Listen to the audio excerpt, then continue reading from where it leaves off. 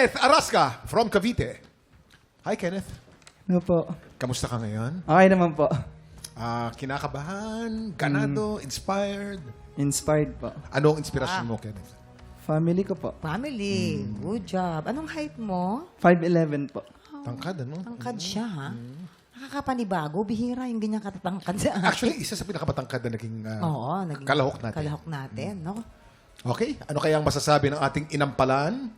Hi, Kenneth. Ganda ng dynamics mo.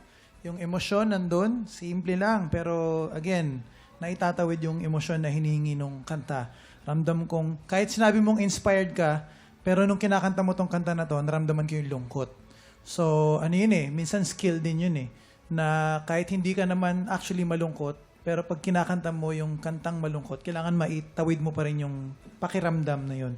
So, for me, akala ko malungkot ka talaga habang kumakanta ka. Kung meron akong napansin, yung diction lang, medyo may konting katigasan lang. Naipapractice naman yan. Kinig lang tayo ng kinig ng mga English songs. Makukuha natin yung tamang enunciation and pronunciation ng mga salita.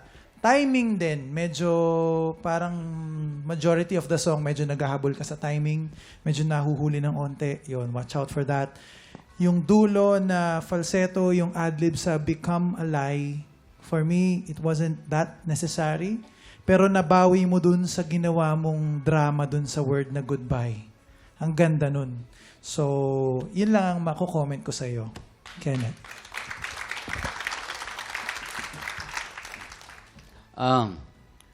Kenneth, although itong kantang na to, kailangan ang iyong falsetto ay medyo buo. Napansin ko na I think you have to improve that. Kasi itong kanta na to, kailangan distinct yung pagdiin mo nung falsetto. So, I think, sa tingin ko, medyo kailangan mo pang diinan pa ng konti yung pag-iinsayo mo nung falsetto.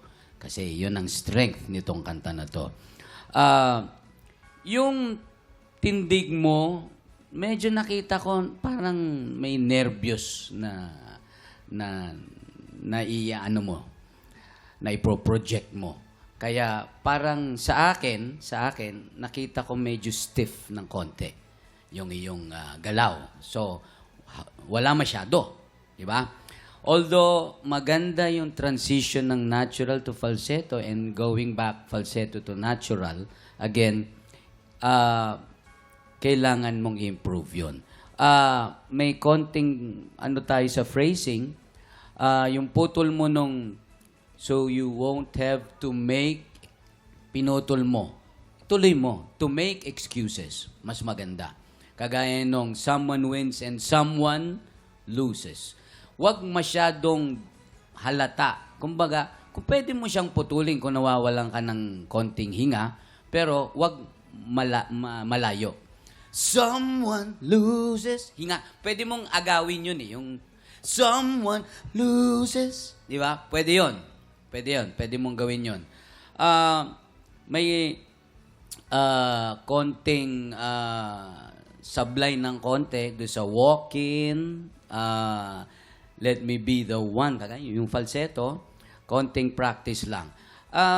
Maganda tong kantang ito. Kung paborito mo to, mas insayuhin mo pa para mas magandang iyong performance. Maraming salamat po. Ito naman, ano naman kayang scores ang ibibigay sa atin ng ating inampalan? Kenneth, ito ang aking stars for you.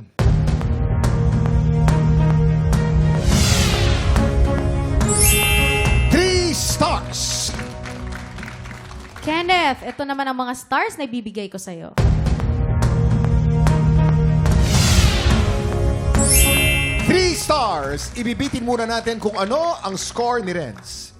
Ito na po ang susunod nating kalahok, Roma Rose Haber. Ay, ang kasama natin si Roma Rose. Nako, maganda kwento nito.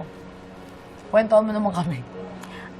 Ayun na po. Nag-audition po kami dalawa dito ng brother ko. Nag-audition po kami, then, so, yun na nga, ako nga po yung napili na pinalad po. Pero lahi nyo talaga. Opo, namana po namin yung talent na ito sa papa po namin. O, shoutout mo naman ng asawa at ang dalawang inspirasyon mo. Salamat sa lahat ng suporta. Tapos sa dalawa kong anak, thank you. Kasi andyan kayo sa akin. Ay, yung inspirasyon ko, kaya ako lumalaban ngayon.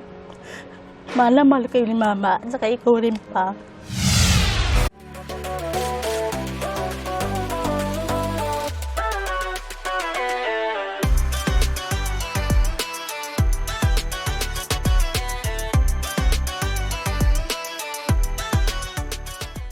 Tik Tropa! Pinanood mo hanggang sa dulo itong video na to? Very good ka!